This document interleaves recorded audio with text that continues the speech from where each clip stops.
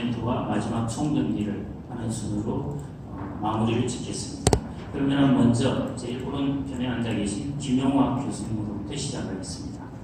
예, 오늘 지금 우리나라 같이 이렇게 고령화 속도가 세계 최고로 빠른 나라에서 이 정년 연장 문제에 관련된 전태 전략 포럼을 가진 데 굉장히 의미 있다고 생각합니다. 오늘 이상희 교수님께서 기조 발제하신 내용, 또 송홍석 국장님이 발제하신 남재랑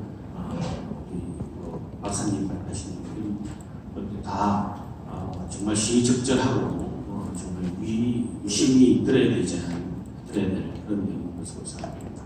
저는 이제 주로 사회보장 쪽으로 연구를 좀 해왔기 때문에 사회보장 측면에서 말씀을 조금 그냥 덧붙여서 말씀을 드리고자 합니다.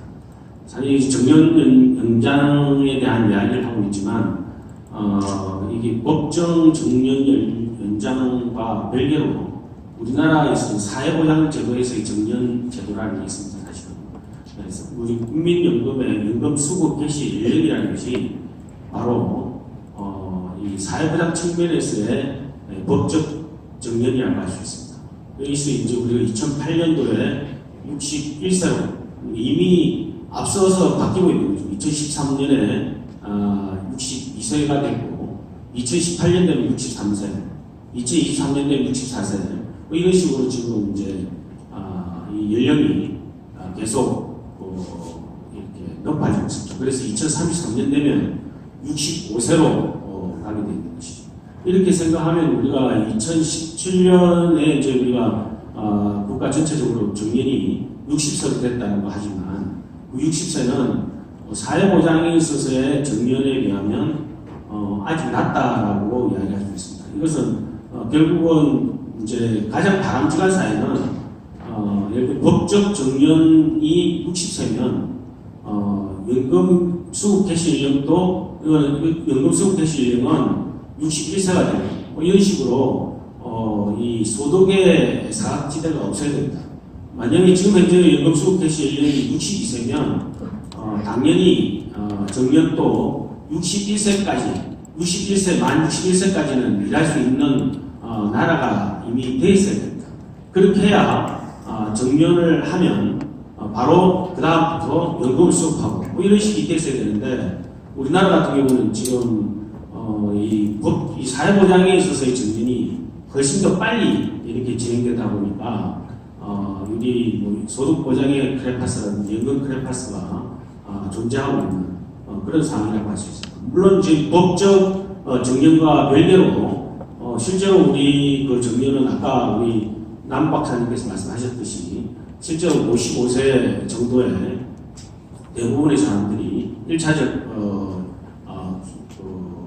근로했던 그런 직장에서 직장 그만두는 그런 나이가 되기 때문에 법적 정년 이전에 우리 실제 정년과 사회보장에 있어서의 정년 간에 있어서의 격차는 이미 5년 정도 내지 6년 정도 있어 왔는데 이것 자체가 사실은 법적 정년 연장에도 불구하고 줄어지지 않는다면 이것도 문제가 되지 않을까 생각합니다. 그래서 저는 법적으로 이 정년을 이렇게 정부가 정해서 60에서 62세 이렇게 정하는 것보다는 국민연금에서 연금 수급 개시, 전 국민이 가입하고 있는 국민연금이 있기 때문에 국민연금에서 연금 수급 개시 연령이 바뀌면 자연적으로 이 시장에서도 또 일반적인 그 사회 현장에서도 정년도 그에 따라서 자동적으로 바뀌는 그런 그 사회 문화가 문화적으로 형성되어야 된다고 생각합니다. 그렇게 될 때 자연스럽게 연금 수급 개시 연령에 따라서 상황에 따라서 우리 그 정년도 사회 전체적으로 자동적으로 바뀌는 이런 상황이 벌어지지 않을까 생각합니다. 특히 지금 우리나라 사회보장 제도에 있어서도 또 문제가 실제 국민연금은 연금 수급 개시율이 62세지만 연금보험료 납입 기간은 59세로 되어 있습니다. 그러니까 59세까지만 연금보험료 납입하고 연금은 또 62세부터 받도록 되어 있습니다. 그런데 이것도 사실은 잘못된 이 이 간격이 존재하는 것인데 이 간격을 조정하려고 하면은 또 기업이라든지 일반 또 국민연금에 대해서 부담을 느끼는 사람들이 국민연금 가입 연령을 상향하는 걸 반대하고 있습니다. 이런 식으로 또 한편으로는 정년 연장은 또 찬성을 하면서 연금을 가입해야 되는 연금보험료 납입 기간이 또 자동적으로 올라가는 것은 또 반대를 하고 있습니다. 이와 같이 모든 부분에 있어서는 정년 연장이 예를 들면 베네핏이라면 그에 상응하는 국민연금 보험료 납입은 부담으로서 같이 따라와야 되고 책임을 져야 되는 부분인데 이런 것은 또 부정적으로 생각합니다.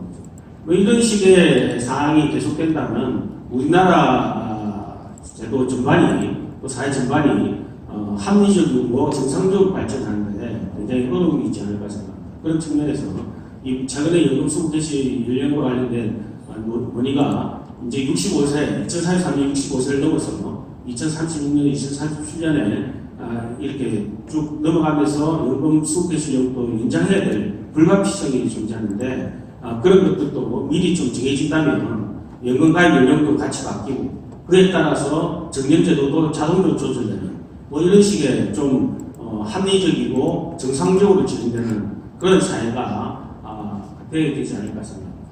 감사합니다. 예, 감사합니다. 아주 간략하게 잘 정리를 해주셨는데요. 국민연금 수급 개시 연령, 국민연금 의무 가입 연령, 그리고 정년 연장 이 셋을 연동하고 이 셋을 가급적 일치시키도록 사회 구조를 만들어야 한다는 것이고요. 그리고 정년 연장이라는 것은 단순히 의무화를 뛰어넘어서 사회 문화적으로 관례적으로 조정해 나갈 필요가 있고 아주 핵심적으로 잘 말씀해 주신 것 같습니다. 어떤 추가하고 싶죠? 예, 한국경제연구원 추가호라고 합니다. 저는 정년 연장의 필요성은 공감을 하지만 실제로 추진하는 부분에 있어서는 조금 이제 검토해야 할 사항들이 꽤 많이 있다는 관점에서 몇 가지 검토해야 할 사항들을 말씀드리려고 합니다. 그 전에 이제 아까 몇 분의 발표자분들이 말씀을 하셨는데 관련해가지고 제가 조금 느꼈던 부분을 말씀을 드리면 첫 번째는 그 정년 연장 관련해가지고 결국은 이게 정년 연장이 의무화되거나 아니면 연장이 되게 되면 결국은 이 부분을 수용해야 되는 것은 기업인데 과연 기업들이 수용 능력은 어떻게 되는지 수용할 어떤 그 가능성이 있는 건지 수용할 정도를 지금 무슨 체제 갖추고 있는 건지 그런 부분에 대한 논의가 조금 부족한 것 같습니다. 그러니까 어떤 정년 연장의 실질적인 어떤 수혜라 그래야 되나요? 그러니까 정년 연장을 했을 때 적용을 받는 그래서 그분들의 어떤 그 삶이나 복지 그런 측면에서 필요하다는 논의를 많이 했는데 실제로 정년 연장을 시행했을 경우에 그 부담을 떠안아야 될 기업들 입장에서는 과연 이게 수용 가능한 건지 그런 부분들 그다음에 기업들이 어떤 부담을 떠안아야 되는지 그런 부분들에 대한 논의는 조금 부족한 것 같다는 생각이 조금 들었습니다. 추가로 말씀드리고 싶은 거는 그런 측면에서 보면 사실 이미 잘 아시겠지만 지금은 글로벌 경쟁 시대고 대부분의 우리나라 큰 기업들은 국제 무대에서 지금 경쟁을 하고 있습니다. 그런 측면에서 보게 된다면 결국은 어떤 그 비용 경쟁력이나 생산성이 상당히 중요한 어떤 경쟁 요소가 되는데 잘 아시겠지만 지금 우리나라의 노사관계를 보게 되면 각종 국제 연구기관에서 발표하는 자료를 보면 우리나라의 국가 경쟁력 중에서 노사관계 부분의 경쟁력은 거의 꼴찌 수준입니다. 상당히 대립적인 노사관계나 아니면 노동시장의 경기성 이런 부분들을 지적하는 분들이 상당히 많이 있는데요. 그런 어떤 아까 말씀드렸던 글로벌 경쟁 상황에서 놓여있는 기업들이 그런 어떤 취약한 우리나라의 노사관계를 따안고 지금 경쟁을 하고 있는데 거기에 추가로 어떤 정년 연장에 따른 부담을 얼마나 수용할 수 있을지 이런 부분에 대한 논의가 좀 더 이루어져야 되지 않을까 그런 부분이 아까 발표자분들의 어떤 발표를 들으면서 좀 느꼈던 생각이고요. 추가로 이제 제가 말씀드리고 싶은 부분은 이제 역시 고령화나 이런 부분을 위해서 당연히 정년 연장도 논의가 되어야 되고 충분히 검토가 되어야 되겠지만 그 전에 몇 가지 전제돼야 할 요소들이 저는 있다고 생각하기 때문에 그런 부분들을 한 3가지 정도 말씀을 드리겠습니다. 첫 번째는 방금 말씀하셨던 것처럼 기업들의 인건비 부담입니다. 아까 제가 글로벌 경쟁을 말씀을 드렸지만 조사를 해보면 우리나라 기업들의 보험금 비중이 상당히 높습니다. 다른 어떤 나라들보다 높습니다. 실제로 조사를 보게 되면 300인 이상 사업장 같은 경우에 2017년에 62.9%, 2018년에 61%, 한 3분의 2에 해당하는 기업들이 후보금 체제를 아직도 그대로 유지를 하고 있습니다. 결국은 어떤 그 생산성 같은 거 보게 되면 아까 말씀을 하셨지만 뭐 40대를 기점으로 해가지고 이제 조금씩 바뀌게 되는데 이런 대부분의 기업들이 채택하고 있는 호봉복지 세대를 그대로 가게 되면 결국은 기업들은 인건비, 생산성을 초과하는 인건비 부담을 따를 수밖에 없습니다. 결국은 어떤 글로벌 경쟁 상황에 놓인 기업들이 그런 어떤 그 경쟁 요소들이 얼마나 좀 지약해 줄 수 있지 않나 이런 생각이 조금 들고요. 그 다음에 그 조사를 해보면 우리나라 어떤 그 신입 직원 대비 뭐 20년, 30년 근무한 분들의 연봉을 비교를 해보면 그 임금 연봉성 기준이 우리나라가 상당히 높습니다. 무슨 말씀이냐면 그 1년 미만 직원들 대비 30년 이상 근속자 임금 비율을 보게 되면 우리나라가 2018년에 한 3.1배에서 나옵니다. 이 배수도 다른 어떤 나라들보다 높은 수준입니다. 결국은 이제 이런 부분들이 그 생산성하고는 조금 맞지 않는 이런 임금 부담을 기업이 알아야 되기 때문에 결론적으로 정년 연장을 할 경우에는 기업 인건비 부담이 늘어날 수밖에 없다는 거죠. 거기다가 이제 그 아까 말이 나왔지만 저희가 60세로 정년을 연장하면서 사실 정부가 이제 정책적으로 임금 피크제를 많이 정책적 지원하는 방안을 내놓았습니다. 근데 문제가 뭐냐면 정년 연장을 먼저 시행을 하고 이후에 임금 피크제를 도입하는 기업들에 대해서는 일부 정책적인 인센티브를 제공하는 쪽으로 주어졌는데 사실 기업들 입장에서 특히 뭐 근로자들 입장에서 보게 되면 이미 정년 연장이 된 상황에서는 임금 피크제를 받아들일 유인이 없는 거죠. 정책 선호 관계가 조금 바뀌다 보니까 실질적으로 조사를 해보면 임금 피크제를 도입한 정년 연장 이후에 임금 피크제를 도입한 기업이 뭐 25%에 불과한 정도로 지금 그렇게 나오고 있는 상황입니다.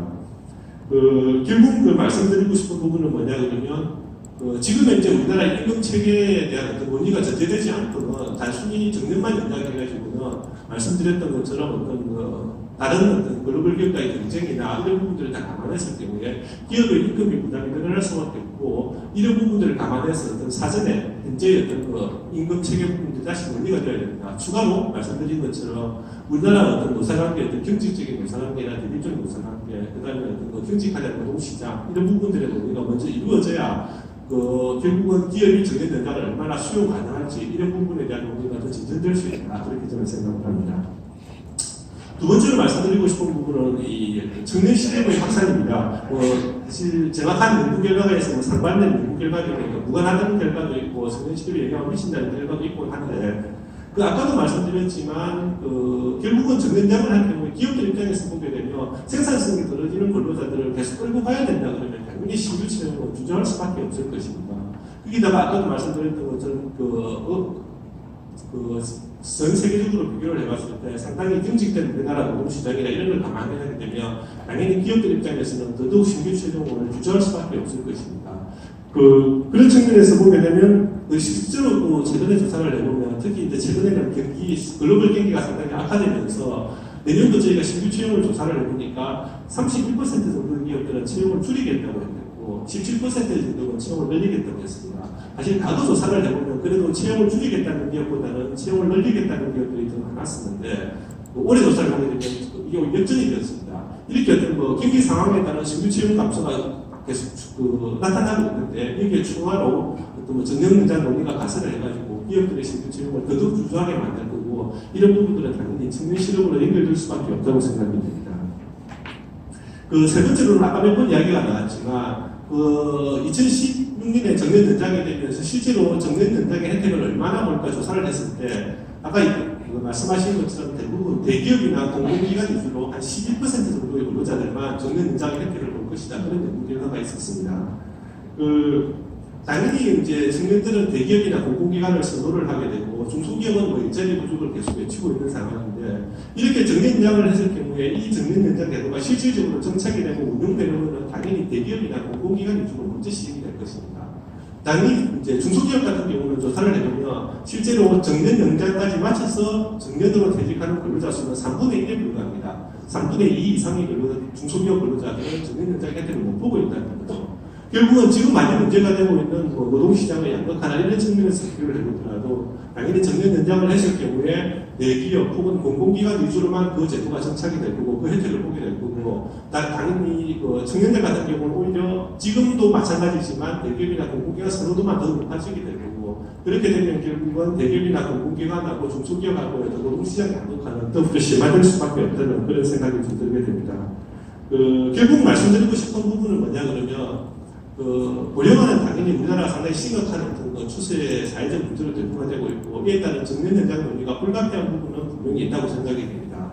다만 아까도 말씀드렸듯이 정년 연장이 시행됐을 경우에 이거를 수용해야 하는 기업들 입장에서 보게 되면 몇 가지 지대 조건들에 대한 논의가 더 먼저 이루어져야 된다는 게 제 생각입니다.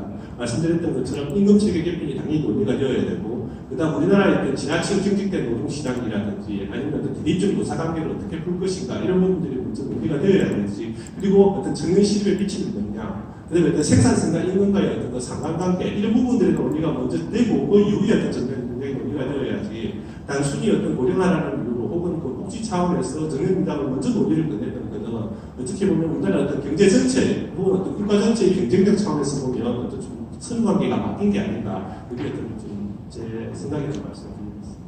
예, 감사합니다.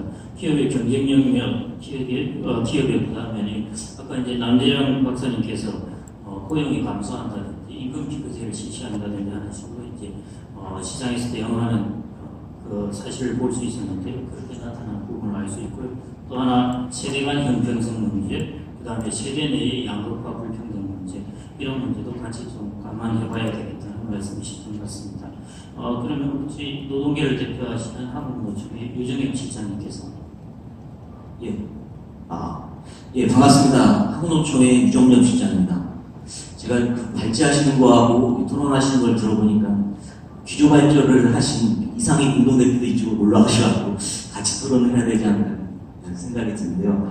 아무튼 최근에 일본의 이 수출 규제 문제나 미중 무역 갈등, 최근에 사우디 정유시설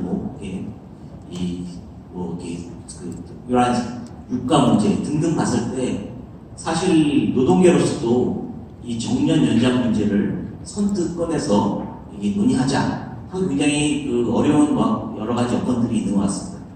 그런데 이상희 공동대표께서도 발제해 주셨듯이 우리 사회가 직면한 인구 구조 문제, 여러 가지 노후 소득 절벽의 문제, 노후 빈곤의 문제, 그리고 저출산의 문제 등등을 해결하는 데 있어서 실질적인 정년 연장이든 법정 정년 연장이 반드시 정년 연장을 위한 실질적 조치, 제도적 조치가 필요한 시점에 와 있지 않나 생각이 듭니다.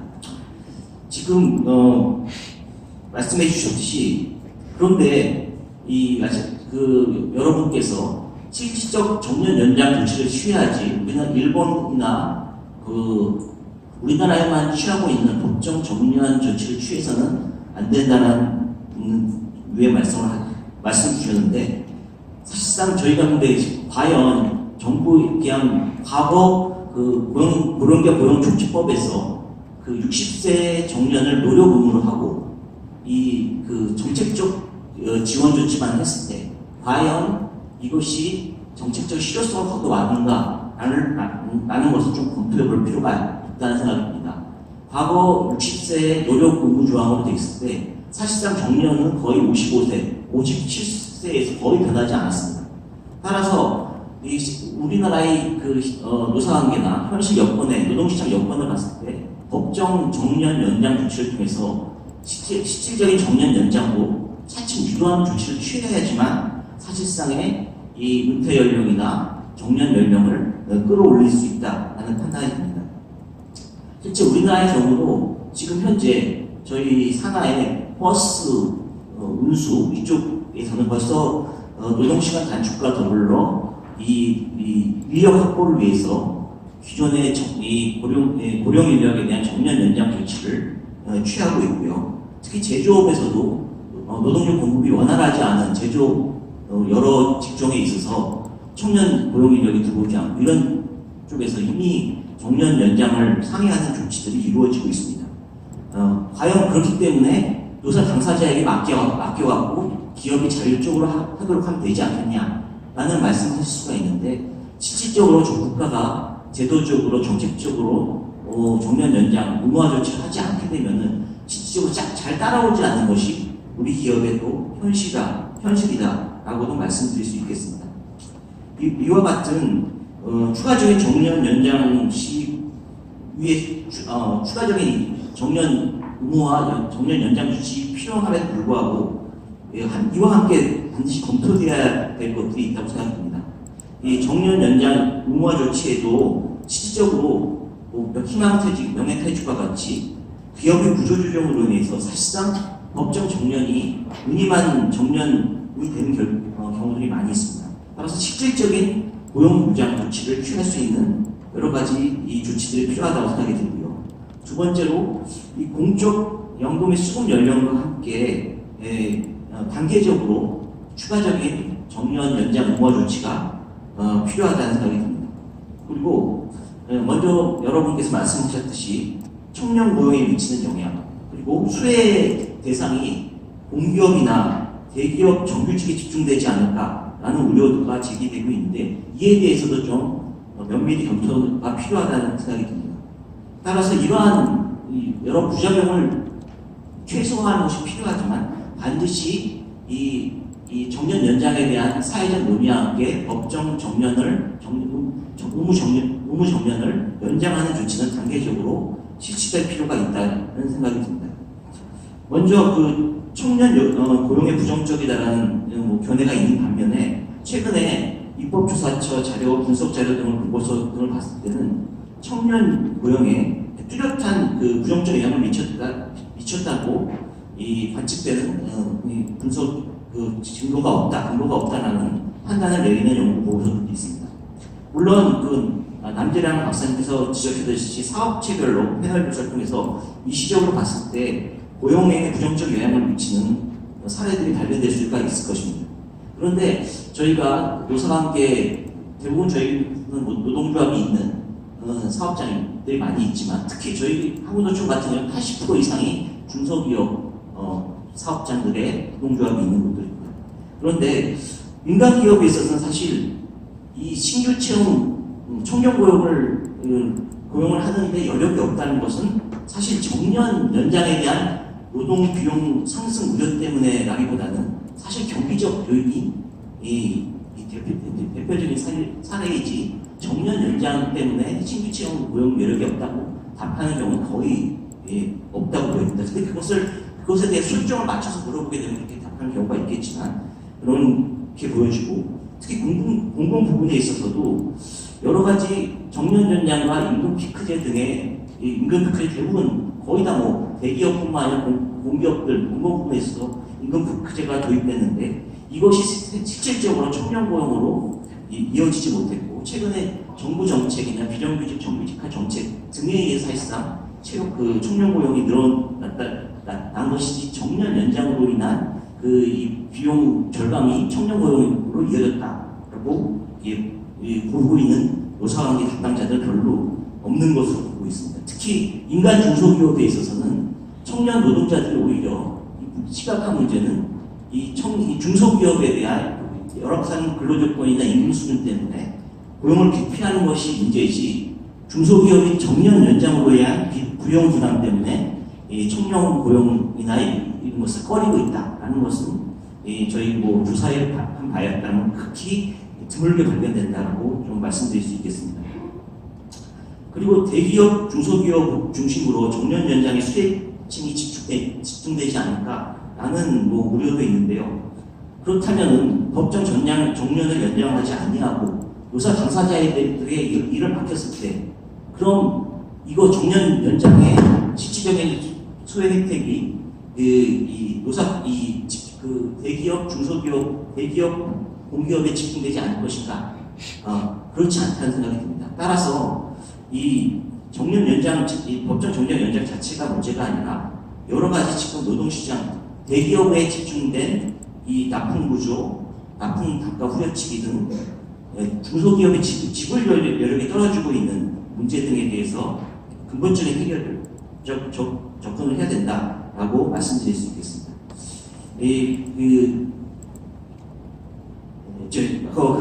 마지막으로 좀 결론적으로 말씀드리자면은 공통적으로 저희가 좀 발견할 수 있는 것은 정년 연장 조치에 대한 필요성은 느끼지만 더 중요한 것은 주된 일자리에서 실질적으로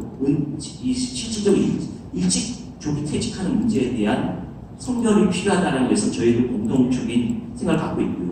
이러한 정년 연장 연령과의 이러한 조기 퇴직과의 갭을 줄여나가는 여러 가지 조치들에서 먼저 좀 강구할 필요가 있고, 먼저 이제 그 송 국장님께서 말씀해 주신 것 중에 이런 것들을 실질적인 주된 일자리에서 은퇴하는 연령을 늦추기 위한 여러 가지 정부의 조치와 중에서 재취업 지원 서비스를 의무화하겠다는 말씀하셨습니다. 근데 저희 입장은 지금 재취업 지원 서비스를 의무화하는 것은 300인 이상 대기업에 대해서 의무화 조치를 할 필요가 있고, 사실 서비스를 이용하는 방식이나 이런 거에서는 민관이나 공공 부문을 다 좀 활용하도록 하면서 사실상 고령자들이 이러한 재취업 지원 서비스를 이용할 기회를 보장하는 것이 더 중요하다는 말씀을 드리고 싶습니다. 이상 토론 마치겠습니다.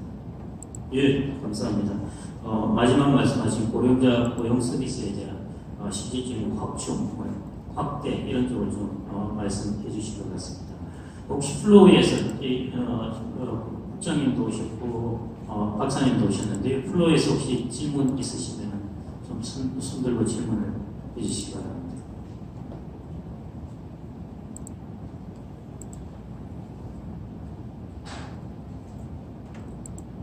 질문이 없으신가요 혹시?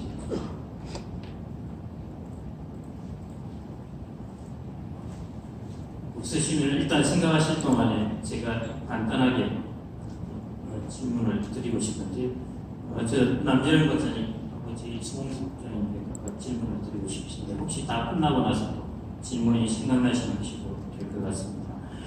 지금 그 일자리 시리얼 5060 일자리 이야기를 많이 하고 있는데 남 박사님께 먼저 질문을 드리겠습니다. 요즘 4차 산업혁명 이런 것에 대해서 전반적으로 일자리 변화가 심각한데 이게 시니어들은 이런 상황에서 일자리에 어떤 영향이 있을까, 그리고 5060들은 어떤 대비를 해야 좋을까 하는 이런 쪽을 좀 답을 좀 해주시고 마지막 좀 총평을 해주시면 좋을 것 같고 일단 먼저 예, 그리고 너무 어려운 질문을 해주셔가지고 제가 원하는 그 질문을 소화하기 어려울 것 같습니다. 예, 4차 산업혁명 시대가 많이들 이야기를 하죠. 이야기를 하는데 아까도 이야기했습니다만 시니어들, 중고령자들이 고용을 유지하고 그렇게 되기 위해서는 우리가 필연적으로 해야 될 것은 지금 현재 우리나라의 상황에서는 임금을 어떻게 할 건가, 고용을 확보하기 위해서 임금을 어떻게 할 건가, 그 다음에 생산성을 어떻게 할 건가, 이 이야기입니다.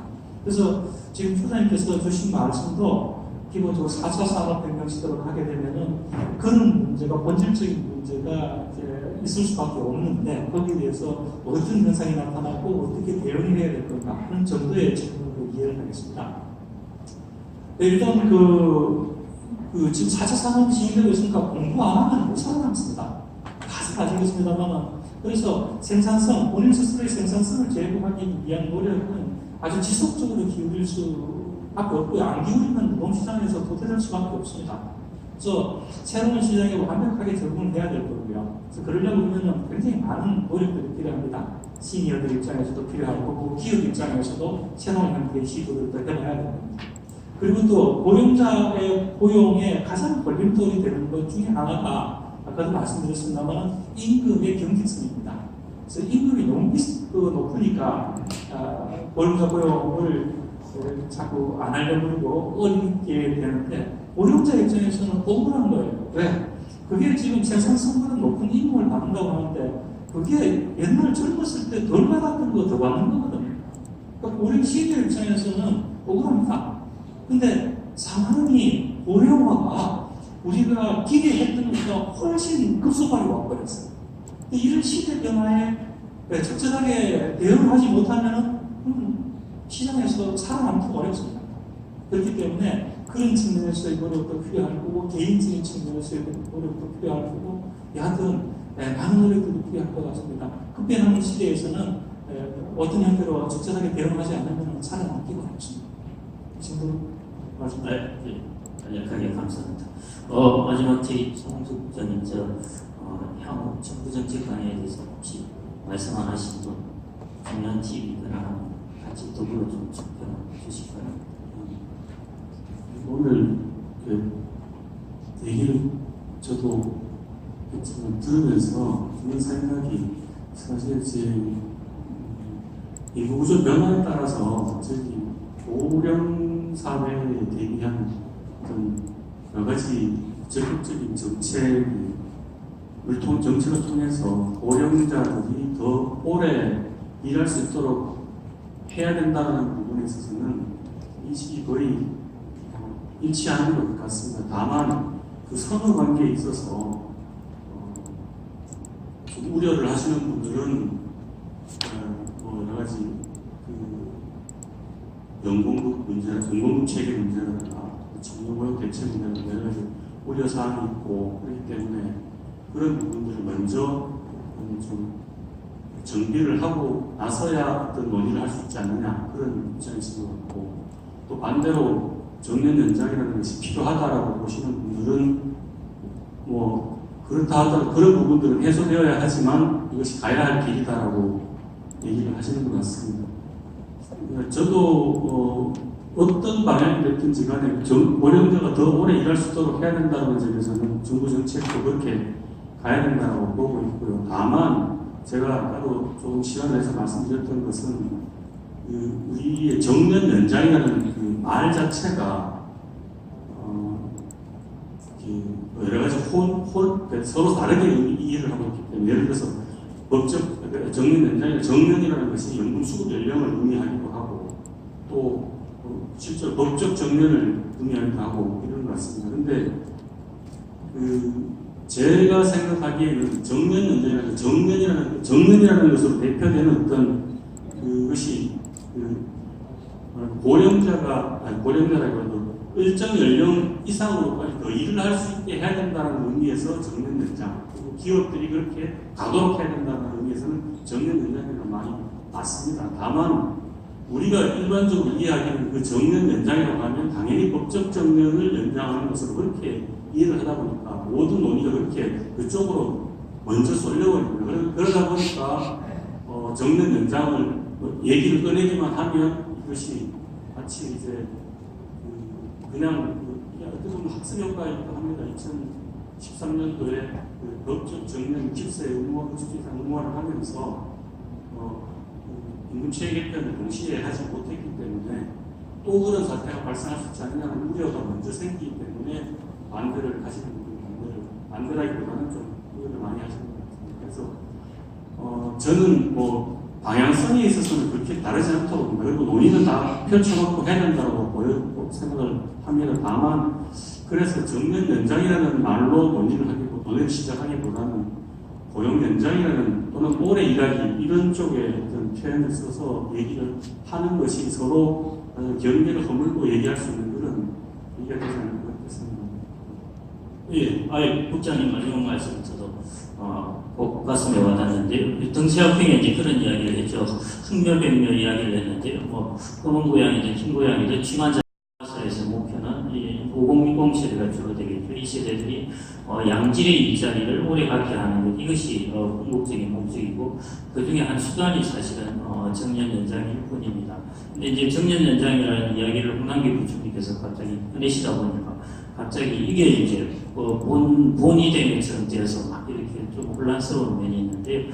방금 국장님 말씀하신 대로 결국 정년 연장도 전반적인 우리가 5060의 양질의 일자리를 갖기 위한 것이 한 일부일 따름이고 해석도 용어 해석도 좀 그렇게 해야 된다는 그 말씀은 정말 좋으신 말씀 같습니다. 앞으로 그렇게 이렇게 사회적 논의가 진행되면 거기에 대한 반작용이나 반향도 좀 줄어들고 좀 더 긍정적으로 서로 합의를 이루어가지 않을까 생각이 됩니다.